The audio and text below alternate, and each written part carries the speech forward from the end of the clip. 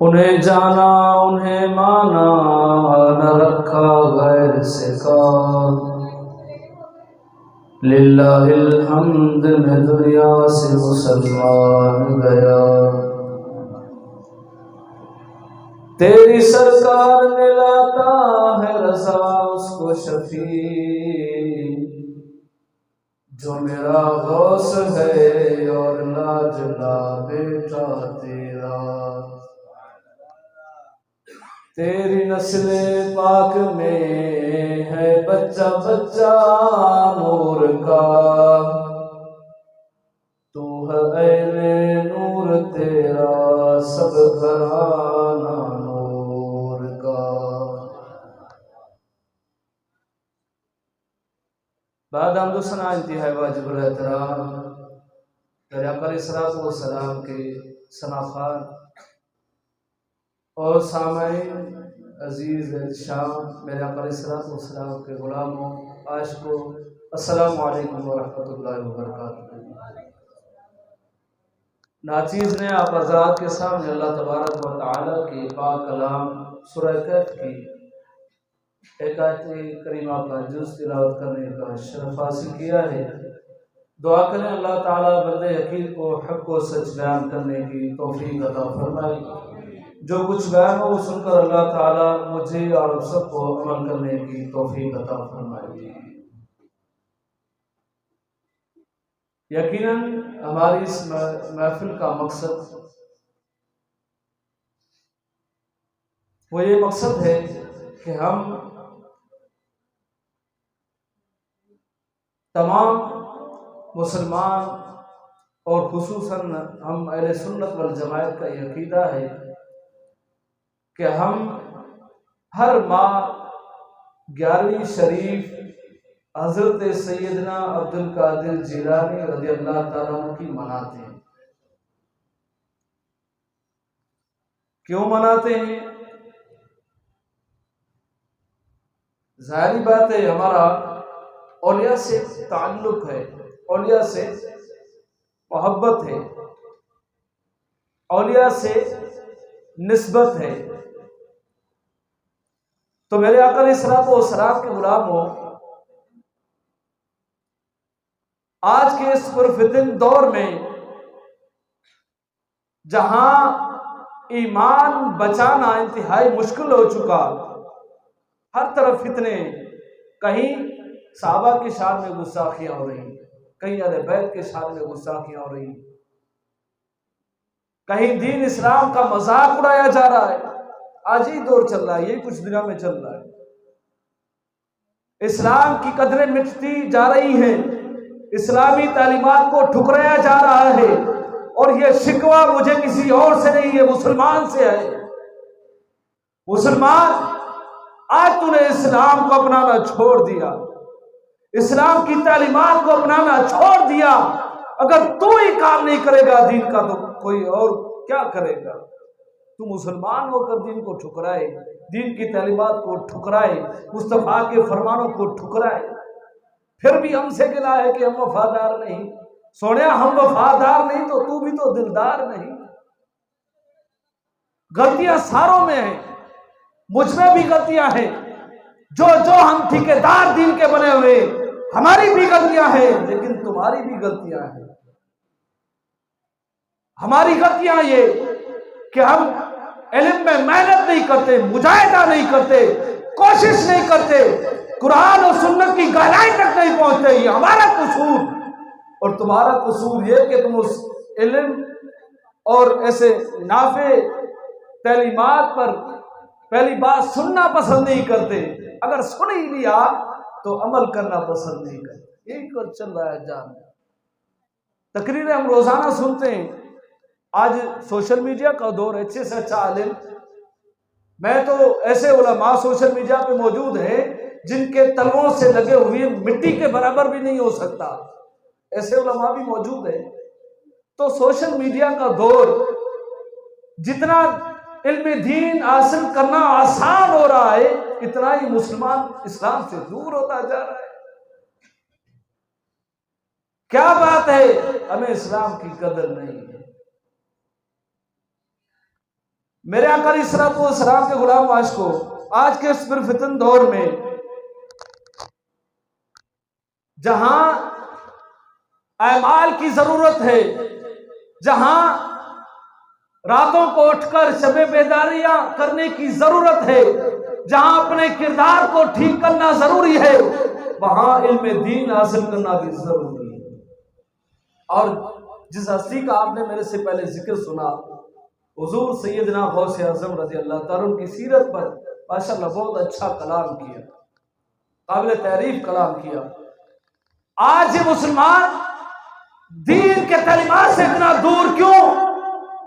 حالانکہ مانتا غوث اعظم کو ہے، دعویٰ حضور غوث اعظم کی محبت کا ہے، تو سن، حضور غوث اعظم فرماتے ہیں درست العلم حتی صرت قطبا، فرمایا میں علم حاصل کرتے کرتے قطبیت کے مقام پر فائز ہو گیا۔ اب تمہیں کیا پتا قطبیت کیا، اولیاء کیا، ولایت کیا، کرامات کیا؟ ہم نے سن رکھا ہے کہ ولی ہیں، مانتے ہیں، کرامات ہیں، مانتے ہیں۔ آج کمی کس چیز کی ہے؟ آج کمی ہم جیسے، میں خود جانوں اس بات کا کہ ہمارے جیسے بندے اٹھ کر قرآن و سنت سے اولیاء کی دلیل پیش نہیں کرتے۔ آج کے اس پرفتن دور میں جہاں ایسے لوگ موجود ہیں جو لوگوں کے ذہنوں کو خراب کر رہے ہیں، ہم نے تو الا ماشاءاللہ علم دین سیکھا نہیں ہوتا، سامنے والا کوئی ایسا بندہ ایسا ٹکر جائے جو قرآن و حدیث پڑھ لے،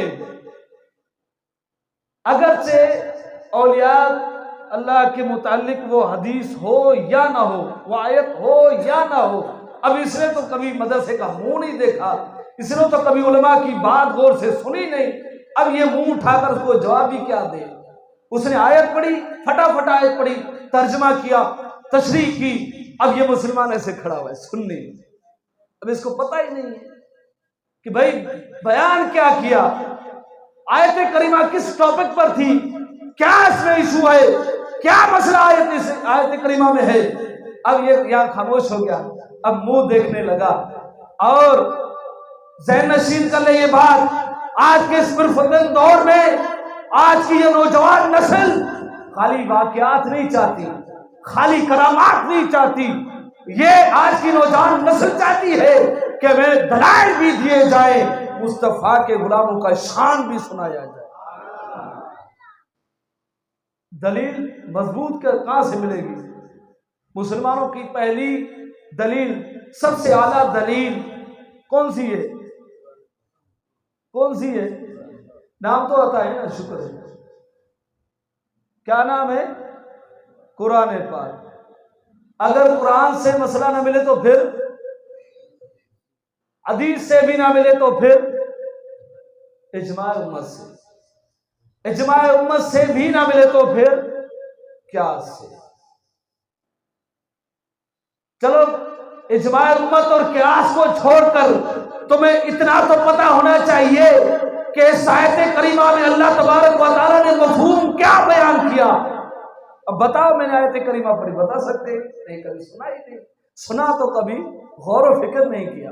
آج کی یہ نوجوان نسل جب ایسے شخص کے سامنے آ جاتی ہے، دوسرے فرقے کے بندے کے سامنے، جس نے آیت پڑھی، قرآن پڑھا، تشریح کر دی، اب یہ متاثر ہو گیا، کہا یار واقعی دل تو جانتا ہے، حدیث تو پڑھی نہ، قرآن تو پڑھا۔ اور یہ بات ذہن نشین کر لیں کہ آیت اور حدیث پڑھنا یہ دلیل صحیح ہونے کی دلیل نہیں ہے کہ یہ بات صحیح ہے، جو اس نے کی ہے یہ بات وہی ہے، یہ بات ایسے نہیں ہو سکتی۔ کیوں؟ آپ وکالت عدالت میں نہیں گئے؟ وکیل کیا کرتے ہیں؟ جو ہوشیار اور چالاک وکیل ہو نا، چالاک، وہ کیا کرتا ہے؟ اگرچہ جھوٹا مقدمہ ہو، لیکن شرط یہ ہے کہ وکیل کامل ہو، مہارت حاصل ہو، جھوٹ گھڑنے کا کاریگر ہو، جھوٹ بولنے کا گر جانتا ہو۔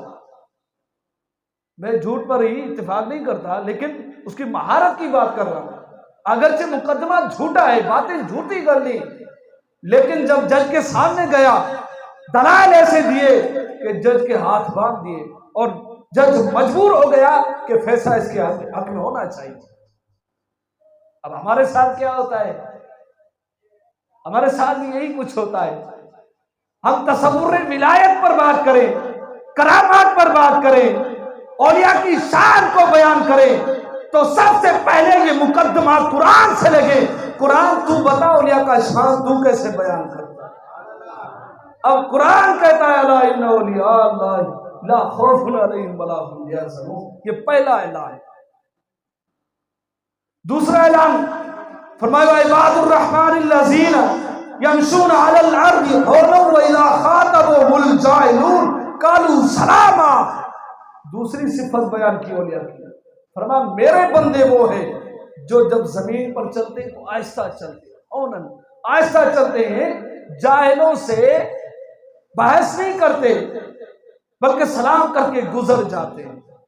یہ کس کی تعریفات بیان کر رہا ہوں میں؟ کس کی بیان ہو رہی ہے؟ اولیاء اللہ۔ اب مذکورہ کریمہ میں اللہ تبارک و تعالیٰ نے ہمیں کیا سبق دیا؟ اللہ تبارک و تعالیٰ نے ارشاد فرمایا وَتَرَى الشَّمْسَ إِذَا طَلَعَتْ تَزَاوَرُ عَنْ كَهْفِهِمْ، فرمایا تو دیکھے گا سورج کو جب یہ طلوع ہوگا تو غار سے ہٹ کر کترا کر گزر جائے گا دائیں جانب، ذات الیمین، دائیں جانب سے کترا کر گزر جائے گا۔ اور آگے فرمایا وَإِذَا غَرَبَتْ تَقْرِضُهُمْ ذَاتَ الشِّمَالِ، فرمایا تو دیکھے گا جب یہ غروب ہوگا تو غار کے منہ سے، غار کے دروازے سے بائیں جانب کترا کر گزر جائے گا۔ وَهُمْ فِي فَجْوَةٍ مِّنْهُ، فرمایا اور وہ کھلے غار کے کھلے میدان میں پڑے ہوئے تھے۔ اب یہ کس کا واقعہ بیان ہو رہا ہے؟ اصحاب کہف کا واقعہ بیان ہو رہا ہے۔ کس کا؟ اصحاب کہف۔ اس کا پس منظر قرآن نے، اس کا پس منظر کیا ہے کہ کچھ لوگ اللہ تعالیٰ کے ولی، حضور کی امت سے نہیں، محمدی فقیر نہیں، محمدی فقیر کی تو بڑی شان ہے، محمدی فقیر نہیں بلکہ پہلی امتوں کے ساتھ اولیاء اپنا ایمان بچانے کے لیے، اپنا ایمان ظالم اور جابر بادشاہ سے ایمان بچانے کے لیے غار کی طرف آئے، غار میں آئے اور اللہ تبارک و تعالیٰ نے پناہ لی، غار میں آ کر پناہ لی۔ اللہ تبارک و تعالیٰ نے ان پر نیند طاری کر دی، 309 سال تک سوئے رہے۔ کتنے؟ 309 سال تک سوئے رہے۔ اب قرآن نے کہا کہ جب تو سورج کو دیکھے گا، جب یہ اس غار کے منہ سے، اب غار کی لوکیشن کچھ ایسی تھی کہ سورج طلوع ہوتا تب بھی اس کی روشنی ان پر، غروب ہوتا تب بھی روشنی اولیاء کے جسموں پر۔ اب اللہ تبارک و تعالیٰ نے سب سے پہلا کام کیا کیا اور ہمیں اس آیت کریمہ میں کیا بتایا؟ فرمایا جب سورج غروب ہوتا ہے تو بائیں جانب ہٹ جاتا ہے، جب طلوع ہوتا ہے تو دائیں جانب ہٹ جاتا ہے، اور فرمایا وہ غار کے کھلے میدان میں تھے۔ ذالک من آیات اللہ، فرمایا یہ سورج کا طلوع کے وقت دائیں طرف جانا، غروب کے وقت بائیں طرف جانا، فرمایا وہ کھلے میدان میں پڑے ہوئے تھے۔ ذالک من آیات اللہ، فرمایا سورج کا راستہ بدلنا یہ اللہ کی نشانیوں میں سے۔ سمجھ آ رہی ہے؟ سمجھ آ رہی ہے؟ نہیں، شان اولیاء بیان ہو رہی ہے، اور کہاں سے ہو رہی ہے؟ کہاں سے ہو رہی ہے؟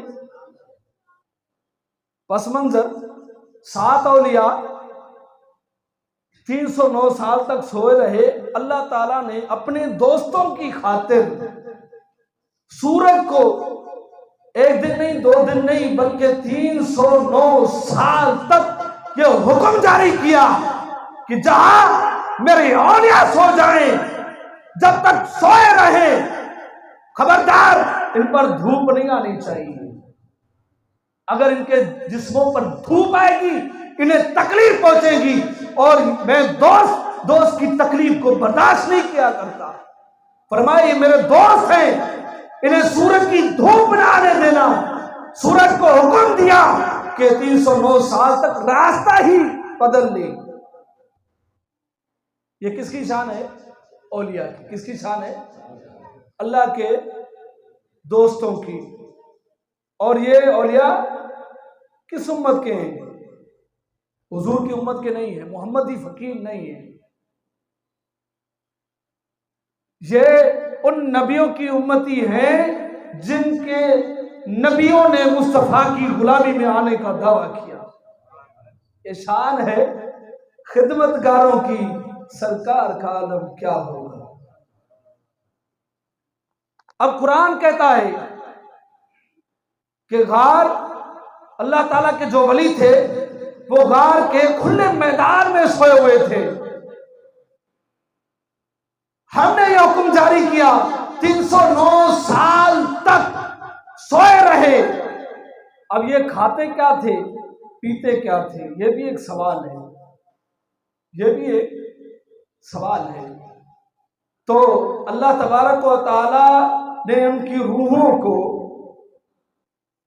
اللہ تعالیٰ نے ان کی روحوں کو کہاں لے گیا؟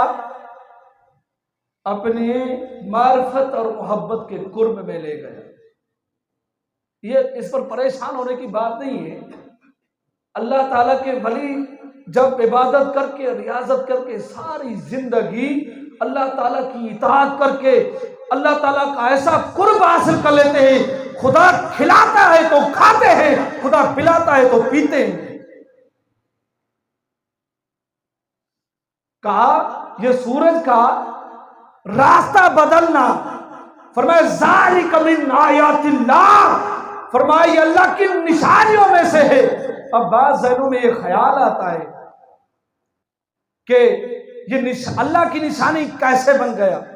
سورج ہو سکتا ہے کہ سورج ویسے ہی دوسری طرف سے آتا ہو، دوسری طرف سے طلوع ہوتا ہو، دوسری طرف سے غروب ہوتا ہو، تو ان کو عاجزانہ ان کی بارگاہ میں یہ جواب ہے اور یہ سوال ہے کہ بتاؤ، اگر یہ اللہ تبارک و تعالیٰ نے حکم نہیں دیا تھا بلکہ یوں ہی سورج نے اپنا راستہ تبدیل کر لیا تھا، تو بتاؤ پھر اللہ تعالیٰ نے ذالک من آیات اللہ کیوں فرمایا؟ ذالک من آیات اللہ، فرمایا یہ اللہ کی نشانیوں میں سے ایک نشانی ہے۔ میری طرف توجہ کریں، جو کام معمول کے مطابق ہو اس پر حیرانی نہیں ہوتی، جو کام معمول کے مطابق ہو اس پر حیرانی نہیں ہوتی۔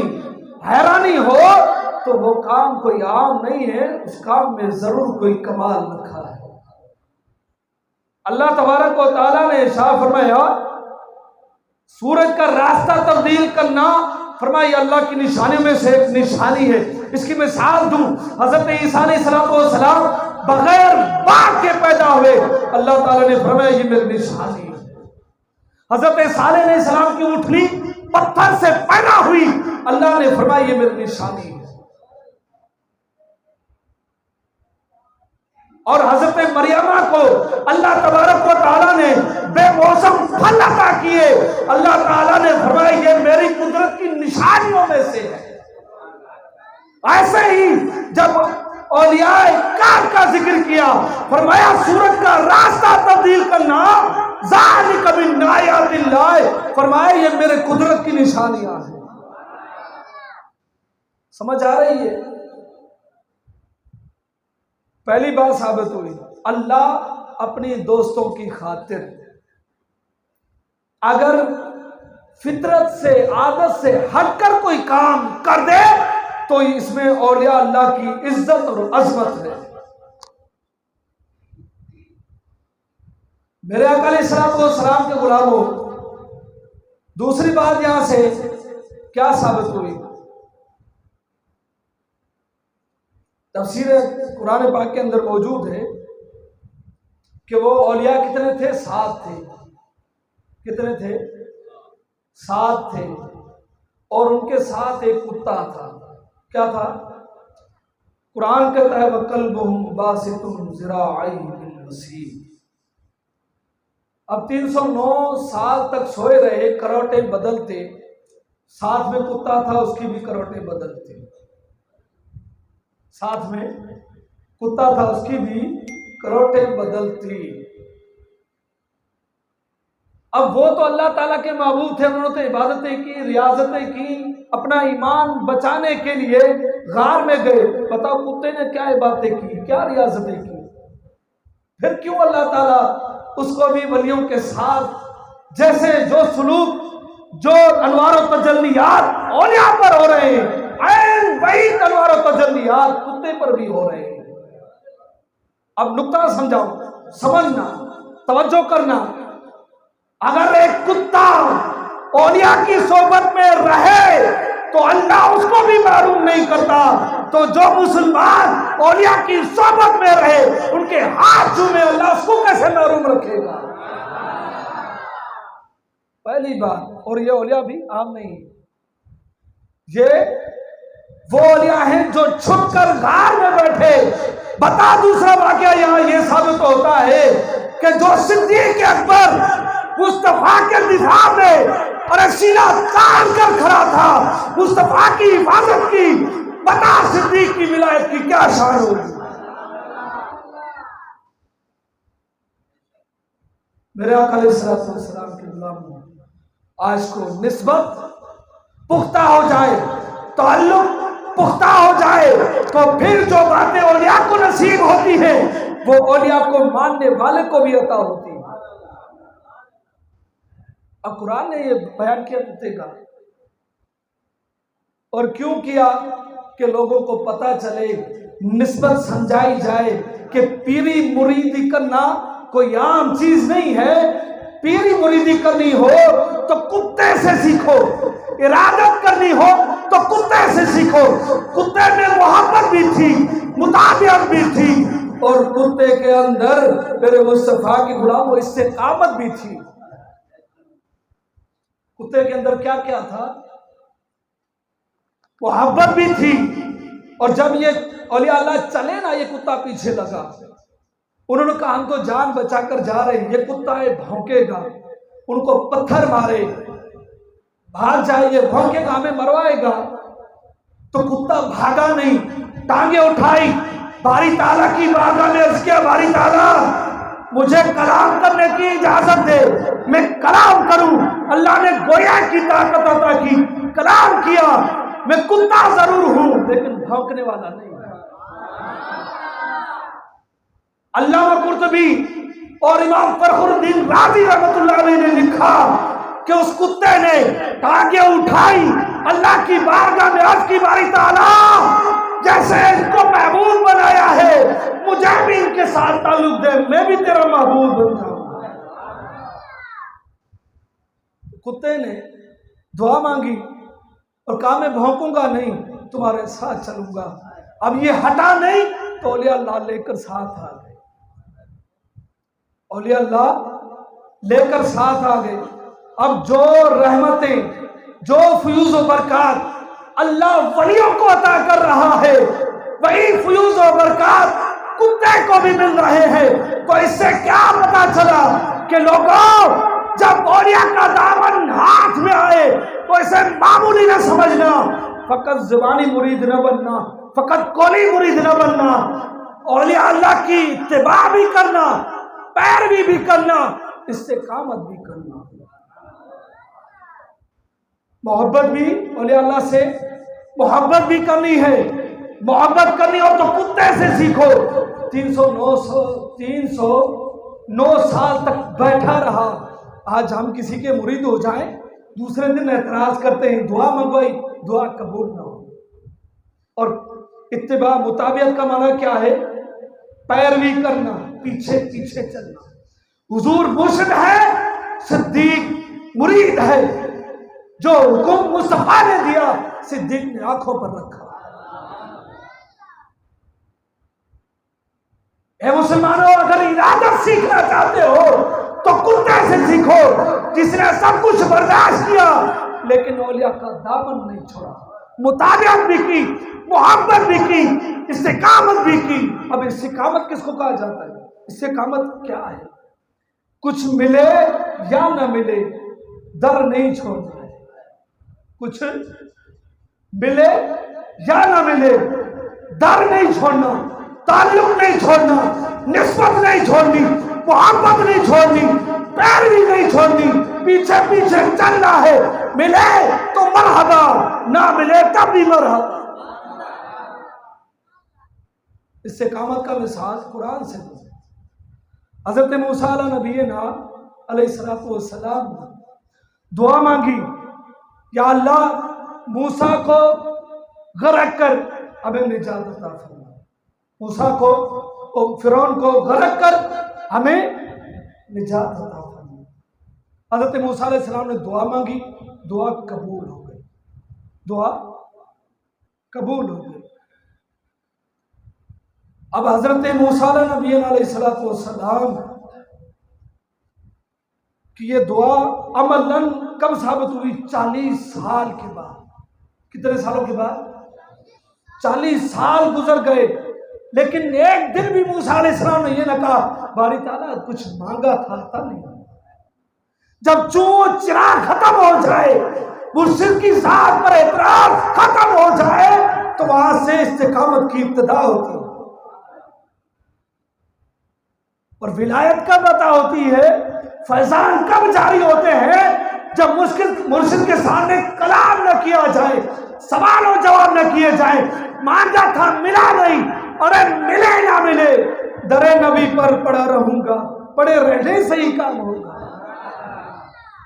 جیسے در نبی پر پڑے رہنے سے مصطفیٰ کے در کی خیرات ملتی ہے، ایسے ہی اولیاء کے آستانوں پر پڑے رہنے سے اولیاء کا فیضان عطا ہوتا ہے۔ سمجھ رہے ہیں آپ؟ سمجھ آ رہی ہے؟ تو ارادت کسے کہا جاتا ہے؟ مرید کسے کہا جاتا ہے؟ مرید کون ہے؟ جو مرشد کے ساتھ محبت بھی کرے، مطابعت بھی کرے، خالی باتیں نہ سنے، خالی اپنے آپ کو مرید نہ کہلوائے۔ مرید ہو گیا، بیڑے پار ہو گئے، آج سے 1400 سال گزر چکے ہیں۔ 14 سال کی پوری تاریخ میں کسی ولی نے یہ دعویٰ نہیں کیا کہ نمازیں پڑھو نہ پڑھو تمہارے بیڑے پار ہے، پار نہیں، غرق ہو جاؤ گے۔ بیڑے پار تب ہوتے ہیں جب مرشد پہلے دن ہاتھ میں ہاتھ دے کر یہ وعدہ لے، آج کے بعد نماز پڑھوں گا۔ آج کے بعد اولیاء اللہ یہی کچھ مانگتے ہیں تمہیں، تمہارے بچے مانگتے ہیں تم سے، جائیدادیں مانگتے ہیں، کچھ نہیں مانگتے۔ فقیروں کی جھولی میں اب بھی ہے سب کچھ۔ اولیاء اللہ کے تو دامن بھرے ہوئے ہیں، مانگنے والا کون ہے؟ اور مانگنے والے ہیں تو اس سے استقامت نہیں ہے، مانگتے ہیں تو محبت نہیں ہے، مانگتے ہیں تو زبان خاموش نہیں ہوتی۔ ہاں اگر کچھ لینا ہے تو پھر محبت بھی کرنی پڑے گی، مطابعت بھی کرنی پڑے گی، استقامت بھی کرنی پڑے گی۔ ہاں سالوں کے سال گزر جائے لیکن اعتراض نہیں کرنا کچھ نہیں ملا، مرشد کے طریقے پر چلنا ہے، خدا خود ہی عطا کر دے گا۔ نہیں دیکھا اولیاء کے فیضان میں کچھ نہیں ملتا، کتے کو ملا کہ نہیں ملا؟ کس نے گواہی دی؟ کس نے گواہی دی؟ قرآن نے۔ اب حدیث مبارکہ، ولی کون؟ ولی ولایت کیا ہے؟ اللہ تعالیٰ کی معرفت کا ایک قرب ہے، اللہ تعالیٰ کی معرفت کے قرب کا ایک مقام ہے، جس مقام پر بندہ پہنچتا ہے اللہ اسے ولی بنا دیتا ہے۔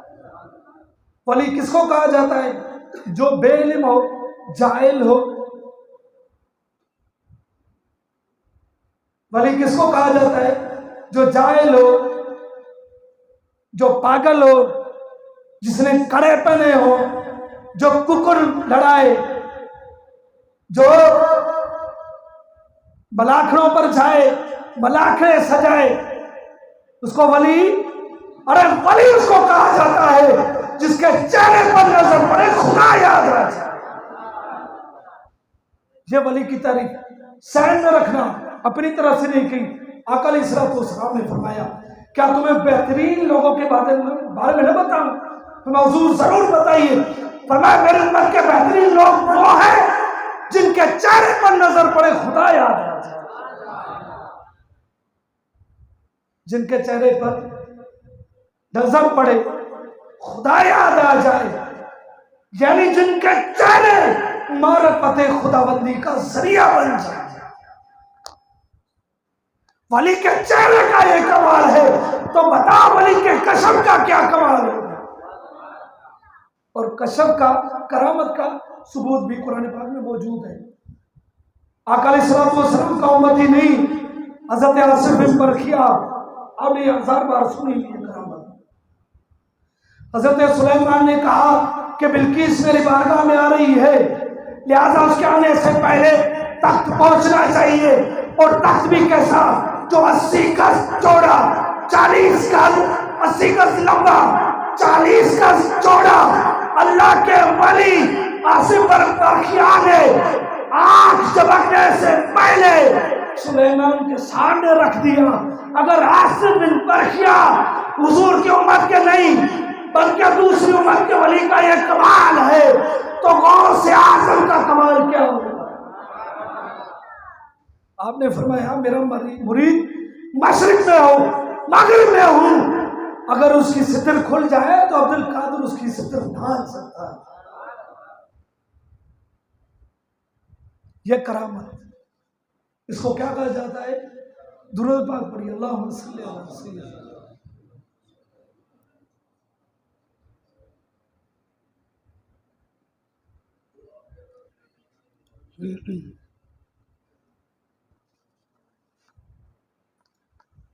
تو میرے آقا علیہ الصلوۃ والسلام کے غلاموں، یہ کرامت آ گئی۔ اب اولیاء اللہ کا بھی ذکر آ گیا۔ ولی کون؟ اب ولی کی فضیلت کیا ہے؟ آقا علیہ الصلوۃ والسلام نے فرمایا اگر کوئی شخص، بیٹا، بیٹی، والدین کے چہرے کی طرف دیکھے، محبت سے دیکھے، پیار سے دیکھے، آقا علیہ الصلوۃ والسلام نے فرمایا اللہ تعالیٰ اسے مقبول حج کا ثواب عطا کرتا ہے۔ یہ والدین کی شان ہے۔ والدین گناہگار بھی ہوتے ہیں، والدین گناہگار والدین کی یہ شان ہے۔ اب سن، اللہ نے ولی کو کیا مقام دیا؟ آقا علیہ الصلوۃ والسلام کعبے کا طواف کر رہے ہیں، طواف کے دوران کعبۃ اللہ کے غلاف کو پکڑا اور پکڑ کر کہا والذی نفس محمد بیدہ لحرمۃ المؤمن اعظم عند اللہ حرمۃ منک۔ سمجھ آ رہی ہے؟ حضور طواف کر رہے ہیں، کعبے کا غلاف پکڑا، فرمایا کعبے تیری اللہ کے ہاں بڑی عزت ہے، بڑی عظمت ہے، تجھے دیکھنے سے اللہ عبادت کا ثواب لکھتا ہے، تجھ پر رحمتیں برستی ہے، تو اللہ کا گھر ہے، لیکن سب کچھ ہونے کے باوجود میرا امت کا ایک غلام، میری امت کا مومن، اس کی عزت اور حرمت، فرمایا تجھ سے اللہ کی بارگاہ میں زیادہ۔ یہ ولی کی شان ہے۔ تو ولی کیسا ہو؟ جس میں تقویٰ ہو، جس میں طہارت ہو، جو خود بھی گناہوں سے بچے، مریدوں کو بھی بچائے، خود بھی نماز پڑھے، مریدوں کو بھی نماز کا حکم دے، جو خود بھی اچھی صحبت اختیار کرے، مریدوں کو بھی اچھی صحبت میں بٹھائے۔ آج ہم نے ولایت کو عجیب نمونہ کر لیا ہے، عجیب تصور کر لیا، یہ ذہن نشین کر لیں ولی وہی ہے۔ اعلیٰ حضرت رحمۃ اللہ علیہ نے لکھا کہ جو نماز کا پابند ہو، روزوں کا پابند ہو اور غسل جنابت پڑے، فوراً اتار دے، فرمایا وہ اللہ کا ولی ہے۔ مولانا الیاس قادری رحمۃ اللہ علیہ سے دامت برکاتہ العالیہ سے پوچھا گیا کہ حضرت ولی کس کو کہا جاتا ہے؟ آپ نے فرمایا ولایت کسی خاندان، کسی قبیلے، کسی نسل سے خاص نہیں، بلکہ اللہ کسی بھی قوم سے کسی فرد کو اٹھا کر ولایت عطا کر دیتا ہے۔ یہ اللہ کا فضل ہے، جسے چاہے عطا کر دے۔ اور یہی سوال حضرت خواجہ شاہ عبد العزیز رحمت اللہ علیہ سے ہوا، حضرت آج کل دہلی کا مجذوب کون ہے؟ دہلی کا نظام سنبھالنے والا ولی کون سا ہے؟ ابدال کون سا ہے؟ آپ نے فرمایا فلاں جگہ چلا جا، جو فروٹ بیچ رہا ہے وہ دہلی کا ابدال ہے۔ وہ مرید چلا گیا اور جا کر اس سے تربوز خریدے، کاٹتا گیا پھینکتا گیا، کاٹتا گیا پھینکتا گیا، نقصان کیا، لیکن اس ابدال نے غصہ نہیں کیا، اس ابدال نے غصہ نہیں کیا، نقصان کیا، 2 ٹکے دیے چلا گیا، خاموش رہا۔ وہ بھی ابدال تھا، وہ بھی ولی تھا۔ اور ولایت کسی خاندان کے ساتھ خاص نہیں، ولایت کسی نسب کے ساتھ خاص نہیں، یہ اللہ کی عطا ہے، جسے چاہے عطا فرمائے۔ کچھ دنوں کے بعد وہی مرید شاہ عبد العزیز کی بارگاہ میں آیا، پوچھا حضرت آج کل دہلی کا نظام بڑا اچھا ہے، بتائیں آج کل یہاں کا ابدال کون سا ہے؟ آپ نے فرمایا کہ فلاں جگہ پانی بیچ رہا ہے، بالکل تھوڑے پیسے لینا ہے، جا کے اسے مل کر چلا گیا، پیسے دیے، پانی گرا دیا، پھر آگے کیا تو اس ابدال نے پوچھا پھوکڑ کا آتا ہے، ایک تمام چاہتے ہیں ہمارا، فرمایا کیا تربوز والا سمجھا ہے؟ کیا تربوز والا سمجھا ہے؟ تو نے نقصان کیا، خاموش رہا، یا پیسے ہیں تو پانی پی ورنہ دفع ہو جا۔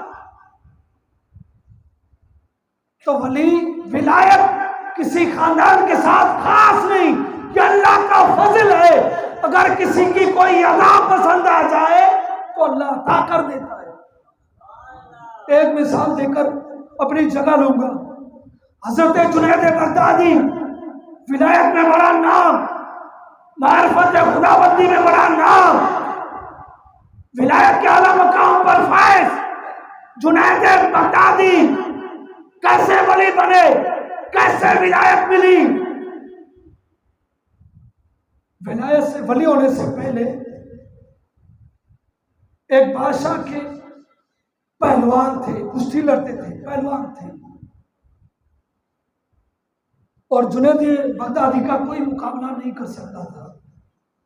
ایک دن ایسا آیا کہ ایک سید زادہ کمزور ناتوان، جو حالات سے بیزار، گھر والی کو کہا میں جنید سے کشتی لڑوں گا، گھر والی نے کہا تیرا منہ دے، تیرا جسم دے، تیری صحت دے، خدا کو مان لڑے گا دنیا سے چلا جائے گا۔